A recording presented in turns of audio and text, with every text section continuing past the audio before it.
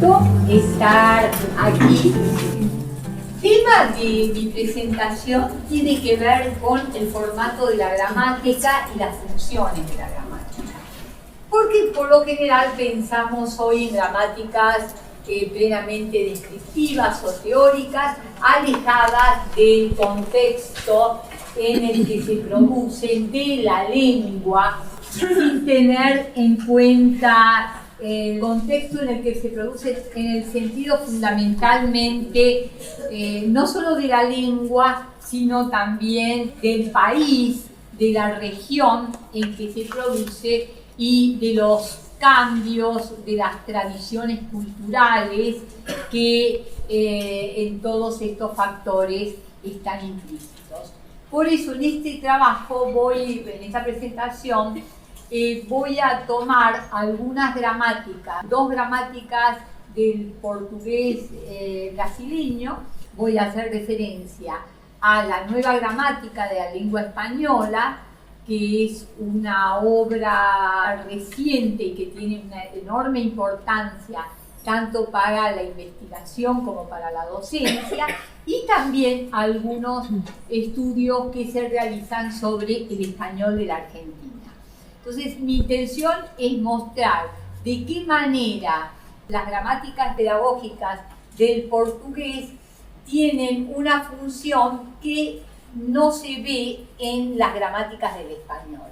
Y eso me parece un aspecto importante, y finalmente voy a terminar hablando de la importancia o no de la gramática en los aspectos pedagógicos, en la enseñanza de la lengua, que sería el tema de esta mesa.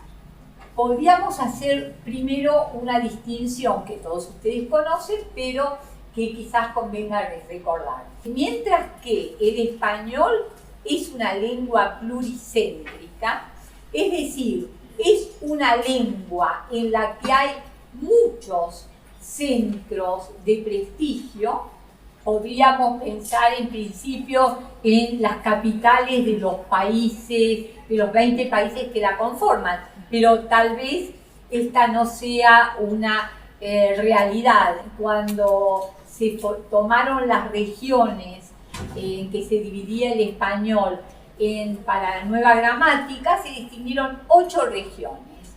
Estas eran el Río de la Plata, que está formado por Argentina, Uruguay y Paraguay; Chile, el español andino, formado por Perú, Bolivia y Ecuador; el del Caribe continental, formado por Colombia y Venezuela; las Antillas, Centroamérica, Centroamérica y México; y España, y el español de Estados Unidos. Estas eran las zonas en las que se dividía el área hispanohablante.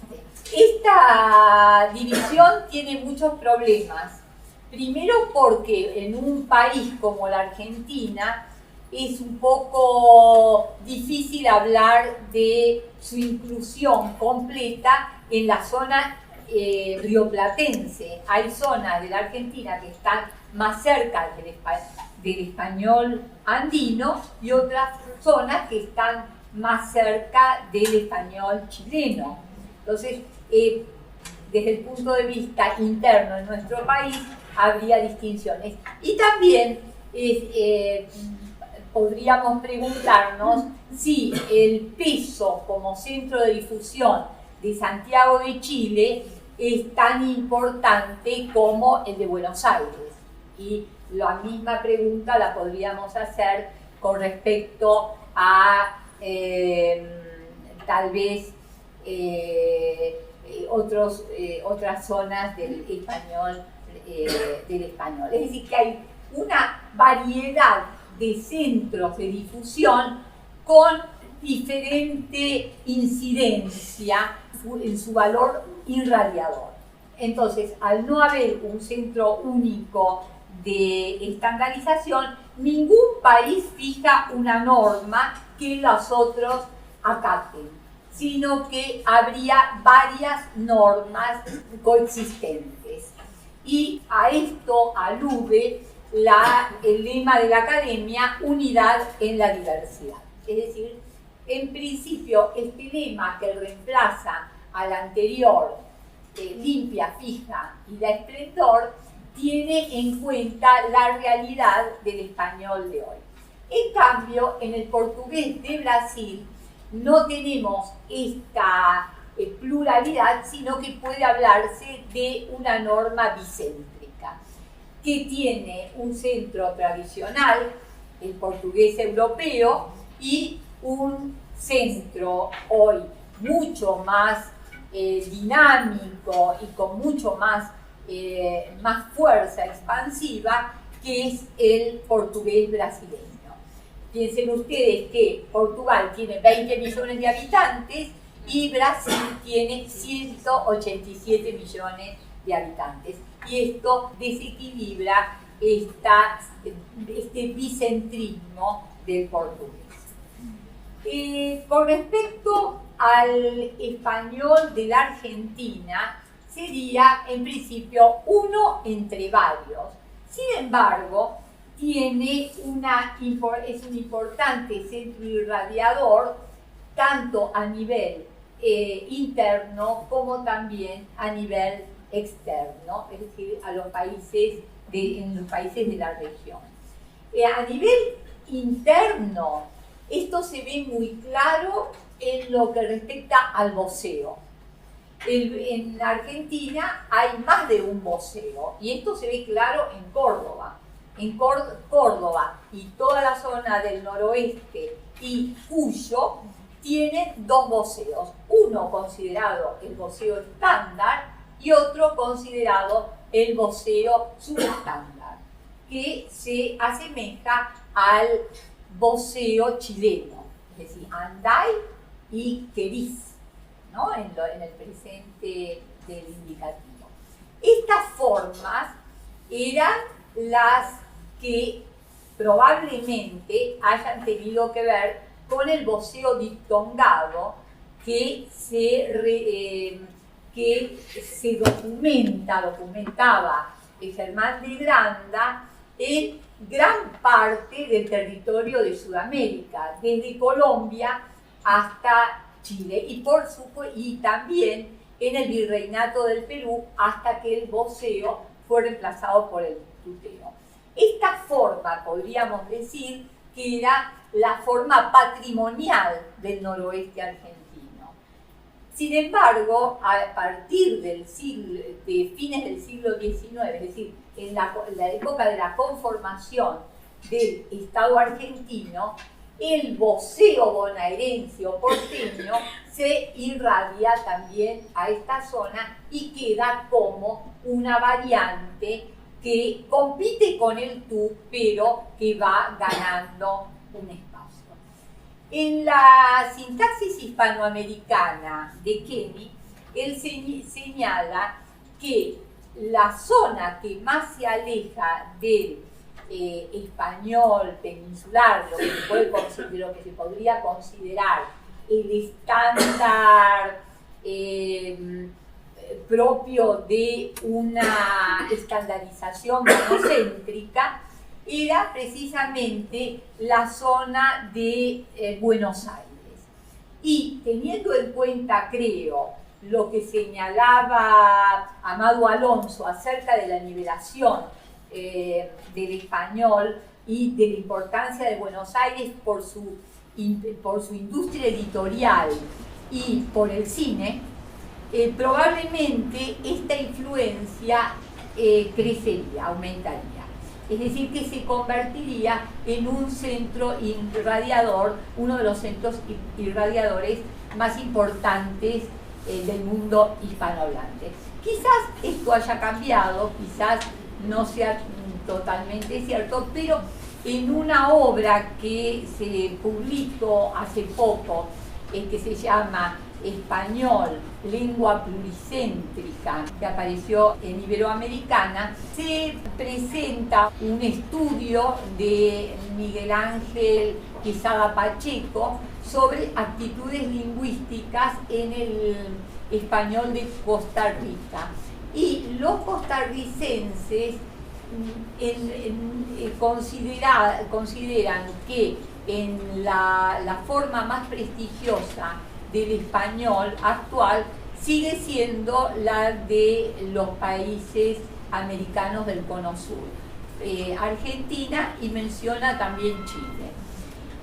No México, que es la zona en la que es la más cercana y que quedaría incluida en la región, en la misma región, en la distinción de la academia, sino estos países.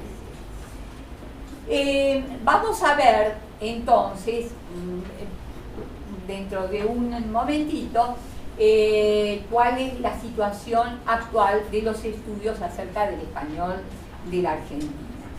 Lo que podemos señalar es que en la tercera, español de Argentina, portugués de Brasil. Bueno, con respecto al... ¿sí? La 4, la siguiente. Sí, la 4 es esta.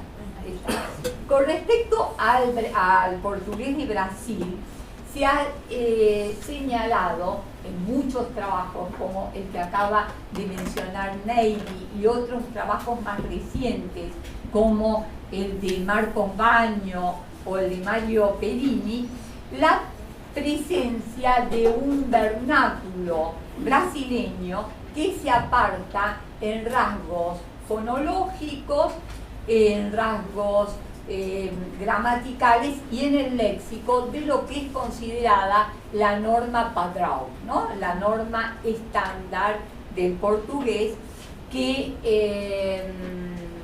del portugués europeo.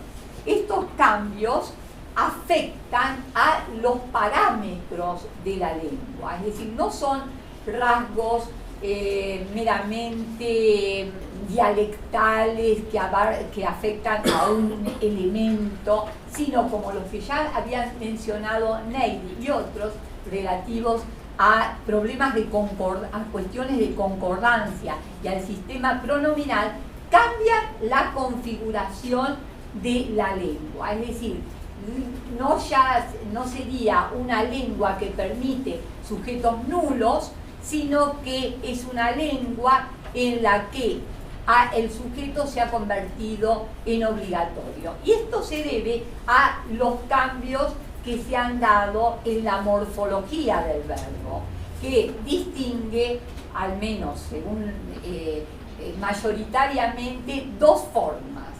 La forma de la primera persona del singular y la otra, es decir, canto, canta, y a veces cantamos, ¿no? Pero parece que es una forma que tiende a desaparecer, dado que la forma de nos está siendo reemplazada por a gente. Entonces, este cambio en el sistema verbal tiene influye en el tipo de lengua, que sería diferente en el español, en el portugués europeo y en el portugués brasileño. Por otra parte, también hay diferencias en cuanto a la concordancia nominal, es decir, que la presencia, el plural aparece en el determinante y no tanto en el sustantivo o en el adjetivo. Y esto también es una diferencia muy importante, es decir, osmenino y no osmeninos, al menos tal como lo presentan estos autores. Es decir, que se elimina el plural redundante que tiene el portugués europeo, que tenemos en el español, y aparece un plural que es como el del inglés, pero solo que en el inglés aparece en el sustantivo, mientras que en el portugués brasileño aparecería en el determinado. Entonces, las gramáticas a las que me voy a referir señalan la necesidad de estandarizar este portugués brasileño y convertirlo en una lengua estándar como lo es el portugués patrón, el portugués europeo. Veamos ahora qué pasa con las gramáticas del español. Y vamos a referirnos específicamente a la nueva gramática de la lengua española. Pensemos que esta gramática es una gramática que parte de la Real Academia Española y de la Asociación de Academias Españolas. Desde 1931 no había una gramática académica. Sí se había publicado en 1973 el esbozo de la gramática del español, pero esa gramática no tenía fuerza normativa. Y las gramáticas anteriores y la nueva gramática, además de ser gramáticas descriptivas, tienen fuerza normativa. Lo mismo sucede con la ortografía o con el diccionario de la academia. Esta gramática, pero a diferencia de todas las otras gramáticas, la nueva gramática introduce la variación. Es decir, que se hace cargo del nuevo lema de la Real Academia, de la unidad en la diferencia. Entonces, vamos a ver cómo se refleja este cambio y si se refleja en todos los aspectos en la nueva gramática. En principio hay un cambio muy importante y esto se ve sobre todo en la parte de morfología. Cuando hay alternancias en las bases de los morfemas, se presenta la forma consonántica en alternancia con S y no con Z, ¿no? Como por ejemplo en los casos de ápice, apical. Entonces, la representación fonológica se hace con la S y entre paréntesis la Z. Es decir, que se toma como norma del español el ceseo, que por supuesto que corresponde a una realidad. El 95% de los hablantes de español usamos el ceseo y no hacemos la distinción entre S y Z. De manera que esa es la norma a nivel fonológico. El problema es más complicado a nivel gramatical, porque allí también hay una serie de construcciones, la mayor parte de las construcciones son compartidas por todas las variedades del español, pero hay otras en las que hay diferencia entre distintas regiones. Y entonces, y muchas veces una variante que es apreciada en una región, en cambio es desestimada o incluso estigmatizada en otra. Entonces, eso crea un gran problema a la hora de dar una norma. Y en este sentido, la nueva gramática se aparta del Diccionario Panhispánico de Dudas, que es la obra exclusivamente normativa de la Real Academia Española, que fue publicada en el año 2005. Mientras que en el Diccionario Panhispánico de Dudas se presenta una única opción como la válida, y las otras aparecen marcadas por volaspa, es decir, por un signito que viene aquí. A ver, un segundo.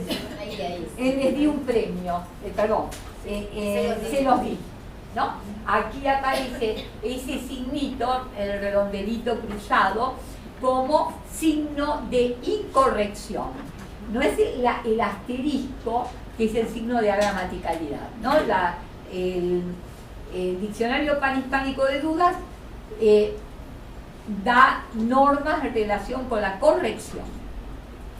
En cambio, en la nueva gramática de la lengua española, se elimina la volaspa, porque se considera que no puede haber una dicotomía como esta, sino que hay muchas posibilidades,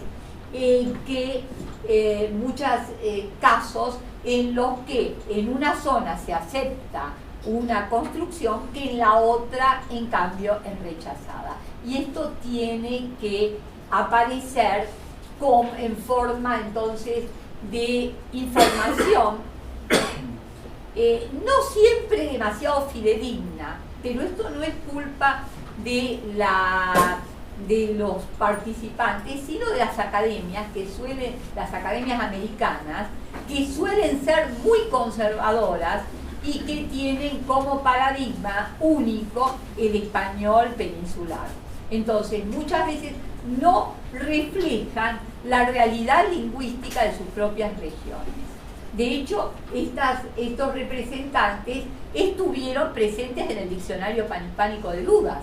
Y como se pregunta Luis Fernando Lara, ¿cómo permitieron que el 70% o más de los usos marcados con volaspas sean americanos en este diccionario?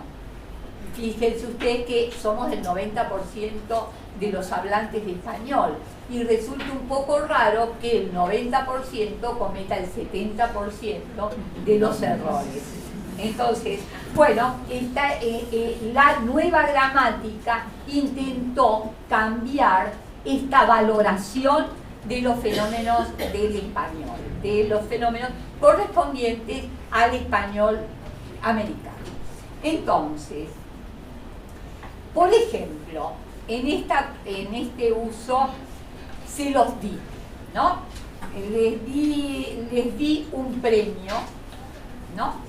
Que tiene una forma de dativo plural y una les correspondiente al objeto indirecto y un objeto directo singular. Sin embargo, cuando pronominalizamos ambos objetos, en el español de América utilizamos la forma del plural en el objeto directo y decimos se los di. Esta es una forma que esta pronominalización, Concepción Compañí y Compañí, la había ya documentado en un texto mexicano del siglo XVIII, en un informe de un convento. Aparecía, hablaban de un libro y decía ya se los di.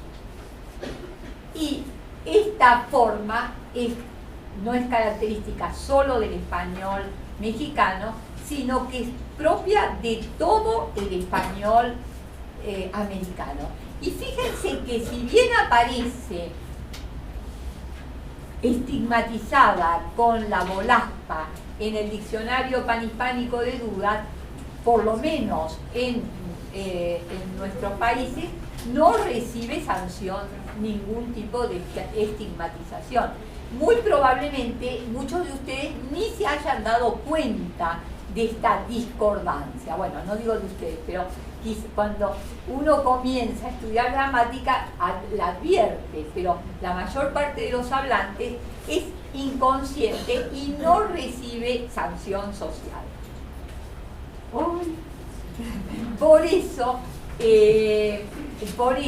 en la nueva gramática se flexibiliza y se dice, de acuerdo con lo que dicen las academias, que es una construcción que se acepta en la lengua hablada, pero no en todos los países, porque no todos los académicos estaban de acuerdo. Bueno, con respecto a al español de Argentina, como señalaba Kenny, la mayor parte de las particularidades de su sintaxis hispanoamericana provienen del español de Argentina y de los países meridionales de América. Los estudios que se han referido al español de Argentina generalmente han sido obras de dialectólogos, comenzando con El habla rural de San Luis, de Berta Vidal de Batini, que también escribió el español de Argentina, aunque en esta obra la parte gramatical es bastante escasa. Hay un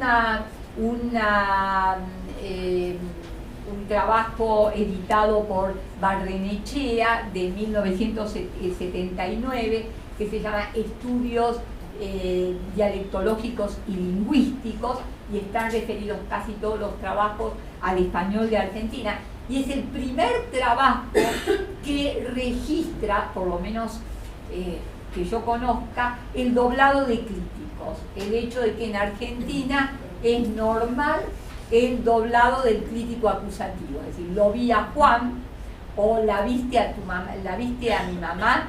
Bueno, es casi obligatorio prácticamente en español de Argentina el doblado cuando se trata de objetos humanos y conocidos. Y luego una obra de Fontanella de Weinberg del 2000 que se refiere a las distintas regiones del español de la Argentina. Hace una semana que se presentó en Buenos Aires una obra de estudios gramaticales que se llama el español de Argentina, aspectos gramaticales, que yo edité y que se publicó en Eureva. No hay gramáticas integrales del español de Argentina. En mi manual, modestamente, no hay una descripción del español de la Argentina, aunque sí, todos los ejemplos corresponden al español de la Argentina. Y hay anotaciones sobre características del español de la Argentina. Incluso el doblado de críticos es uno de los ejercicios que se toma en el capítulo inicial. Las gramáticas brasileñas, en cambio, me refiero a las dos, a la de Baño y la de Perini, sí son descripciones del portugués brasileño y pretenden, como había mencionado, que ese portugués brasileño sea, a través de estas gramáticas y a través de la enseñanza, estandarizado como una forma con el reemplazo del estándar portugués europeo. Dice Marcos Baño que su gramática es una gramática que pretende examinar, describir el funcionamiento de una lengua específica. Ella habla de lengua específica, el portugués brasileño, contemplando sus especificidades. Y dice luego, es propositiva porque no se limita a describir o a exponer, sino que propone una plena aceptación de las nuevas reglas gramaticales de esta nueva lengua.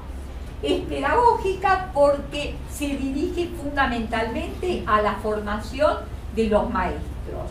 Y también es político-ideológica. Es decir, es una obra militante a favor de la estandarización de esta nueva lengua. Bueno, paso en las posiciones de baño, las resumo, señala que esta variedad es aceptable y que se basa en el vernáculo brasileño, pero específicamente en la variedad urbana, en la variedad urbana del portugués brasileño. Y la tarea básica es promover una educación lingüística que haga posible un nivel pleno de alfabetización de la población de Brasil, que tiene niveles muy bajos. Y entonces, para poder incidir en la alfabetización de esta población, es necesario que la gramática refleje la forma de hablar del país y no, en cambio, una que le es totalmente ajena. En el caso de Perini, Perini también pretende hacer una gramática del español, perdón, del portugués brasileño, porque señala que es increíble que una lengua que es la octava del mundo por la cantidad de hablantes, que superaría al italiano y e incluso dice al francés, entonces no tenga una descripción, y a eso se dedica. Pero dedica un capítulo inicial a la fundamentación, a una argumentación de por qué se tiene que enseñar la gramática. Es decir, no basta solamente con saber la lengua, sino también hay que analizarla, hay que profundizarla. Y este estudio lo ubica Perini en el nivel de un estudio como el de las otras ciencias, es decir, que reconoce el valor científico de la gramática, y a partir de este valor científico, que generalmente no tiene la enseñanza de la gramática tradicional y la enseñanza en las escuelas, reivindica el valor de la gramática. Bueno, yo coincido mucho con la próxima mi gramática, coincido con lo que señala Perini acerca del valor formativo de la gramática, en el sentido de la concientización, de la reflexión acerca de la lengua, de la concientización acerca de la lengua materna o de una lengua extranjera, y también de cómo la gramática puede ser entendida como en su enseñanza de manera similar a cómo se enseña una ciencia, dado que favorece la observación, permite hacer hipótesis, probar estas hipótesis, generalizar, todas estas operaciones necesarias para el que hace ciencia y también para el que hace gramática. La gramática, para que tenga un sentido, tiene que ser bien enseñada, y justamente bien enseñada significa esta problematización, este carácter de desautomatizar lo que uno sabe y comenzar a verlo como un objeto interesante. En este sentido, me resulta, paso la anterior y voy a la última, el aporte de la psicología cognitiva. Entonces, en este sentido, es interesante distinguir tres tipos de memoria.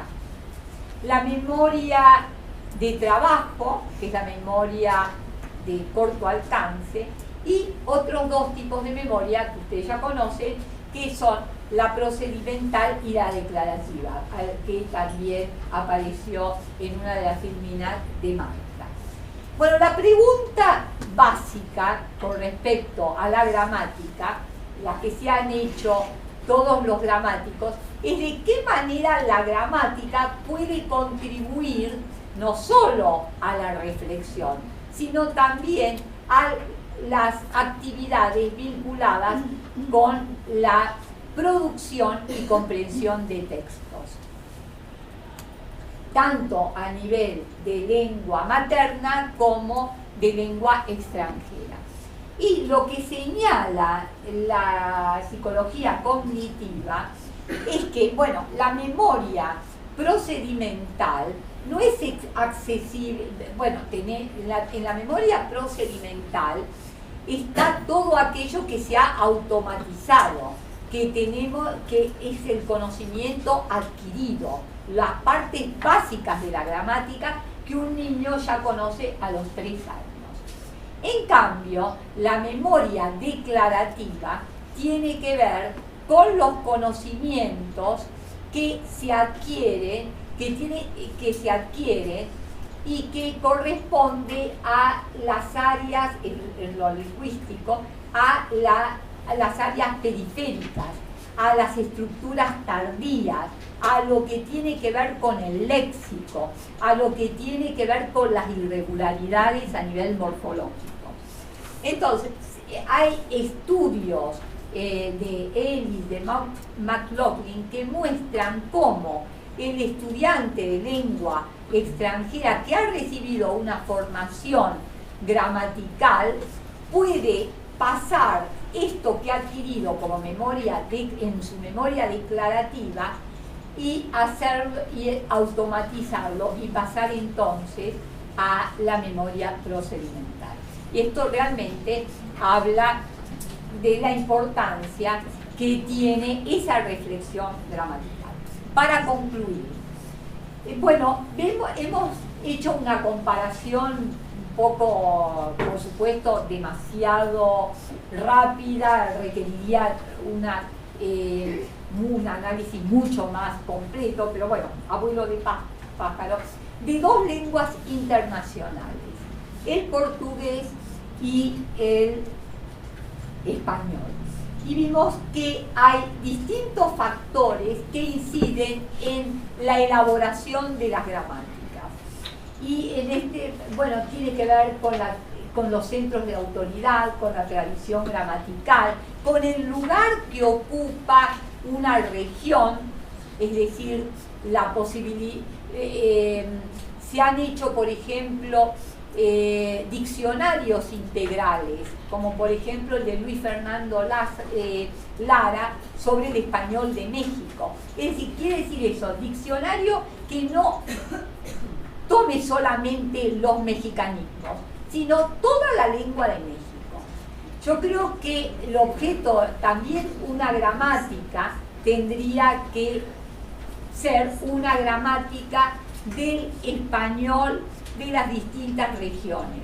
Creo que la gramática, nueva gramática ha sido importantísimo, pero para nivel pedagógico resultaría importante que a esa gramática se le añadieran también gramáticas de los distintos países. Esta obra comenzó en Uruguay. La semana pasada también se presentó la gramática para maestros y profesores del Uruguay, que la institución dedicada a la enseñanza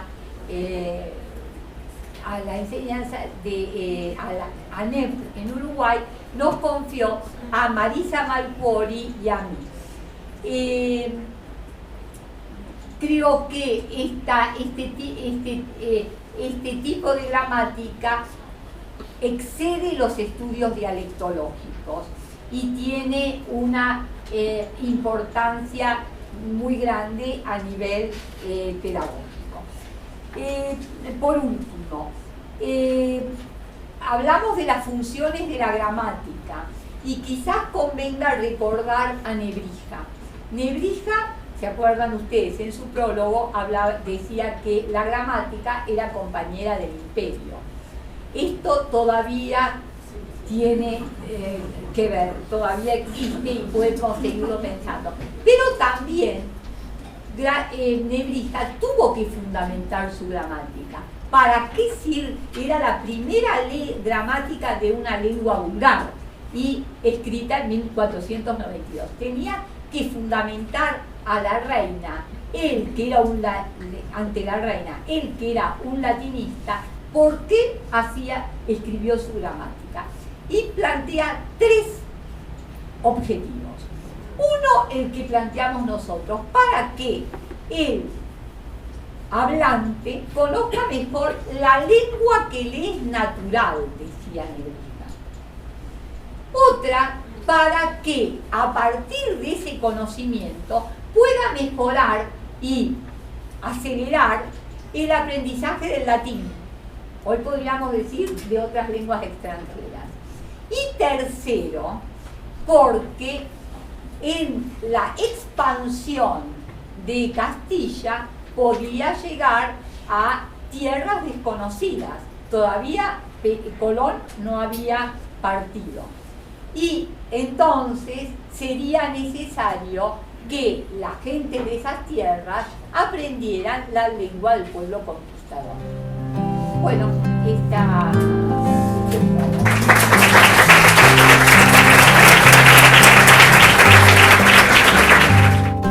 Me parece maravilloso el trabajo que se ha organizado en Uruguay para tener su propia gramática y me gustaría que hiciéramos toda presión de alguna manera para que nuestros políticos inviertan en política lingüística y que Angelita Di Tulio sea el Nebrija, la Nebrija de la gramática de la Argentina, y que hay personas maravillosamente formadas en cada país hispanoamericano. Se podrían hacer consorcios, unirse para el español de cada una de las regiones y tener las propias gramáticas que solamente hablando, desde la perspectiva de la enseñanza del español a extranjeros, las necesitamos de verdad.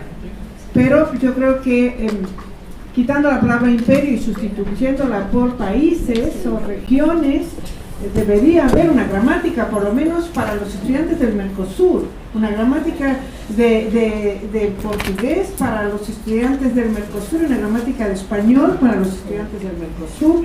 Y claro, se echa de menos que haya inversiones de política lingüística por parte de quienes constituyen poderes, más que imperios, poderes en este momento, ¿no? O sea que con esto quiero felicitar realmente la acción de Uruguay, sí, que me parece excelentísima, como tantas cosas que nos está enseñando Uruguay. Solo para añadir, hay otro trabajo muy lindo también sobre el portugués de Brasil, que es un trabajo de toda una vida, que es de Atalíbal Castillo. Es hermoso, muy bueno, la gramática de la lengua hablada es fantástica, también un gesto político muy lindo. O sea, eso, yo creo que la política, para completar un poco lo que está diciendo Marta, yo creo que la política lingüística, al menos en relación a nuestro portugués, la están haciendo no los políticos, sino exactamente los lingüistas. Es decir, hay un gesto fuerte, duro, porque la misma sociedad es muy dura, muy reacia a esa aceptación de esas características, por ejemplo, que ha mostrado Ángela sobre el portugués brasileño, de algunas cosas que yo puedo haber mostrado, poquita cosa, porque hay muchísimo que se podría mostrar sobre ese portugués, pero es fundamental como un gesto de afirmación de una lengua que efectivamente ya tiene muy poco que ver con lo que es Portugal. Ahora, internamente en Brasil también tendríamos que tener gramáticas por regiones. Ese es otro problema también. Justamente era la pregunta que yo quería hacer, Neide. O sea, hay una gran diferencia entre el español, entre el portugués de España y el de Brasil en este momento. Creo que son dos lenguas, como ustedes lo plantean. Sí. pero a la vez yo creo que dentro de Brasil, yo que estoy en contacto con el sur de Brasil, las mismas personas que viven, los bilingües en su modo, comprenden mucho más el portugués de la zona cercana y les resulta muy difícil comprender el portugués ya de la costa, por ejemplo, ni siquiera hablando del portugués del norte. O sea que hay también dentro de Brasil zonas muy marcadas ya y difíciles de englobar, no sé. Claro. Yo creo que se han logrado varias cosas ya, o sea, hay varios estudios descriptivos, ¿no? de varios aspectos, incluso con cuestiones más bien regionales, pero falta mucho. Yo creo que lo que estamos haciendo es empezar, ¿no? Había que empezar. Y yo en ese sentido creo que en los años ya, más o menos en el año en los 80 todavía, cuando empezamos con el llamado Proyecto NURC, Norma Urbana Culta de las capitales, o sea, tenemos registro, pero ya registros que se van envejeciendo también, o sea que esos corpora hay que actualizarlos. Ya hay varios otros que se están haciendo, que se están constituyendo y se van haciendo estudios de esas, digamos, de esos corpora. Por supuesto también hay que encontrar, y en ese sentido, bueno, así funciona, como dice Ángela, un poco la nueva gramática, ¿no?